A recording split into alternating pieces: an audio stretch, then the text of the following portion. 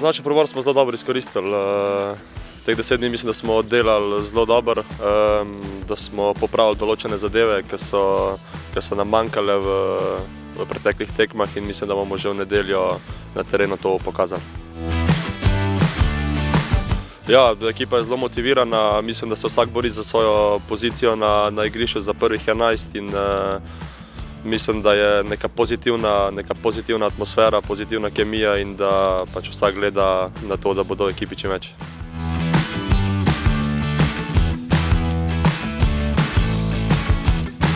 Ja, sigurno, po eni strani dobra popotnica za na pavzo.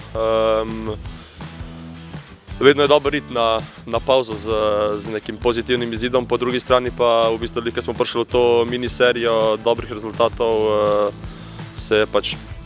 je prišla ta pavza, kar po drugi strani spet mogoče ni lih najboljša, ampak mislim, da bomo nedeljo nadaljevali to in da bo vse okej.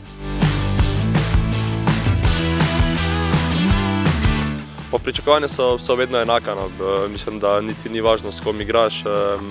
Pričakovanje je vedno isto, ne. To je zmaga, 3 točke, pa kazati čim bolj všečno igro, pa zabiti čim več golov.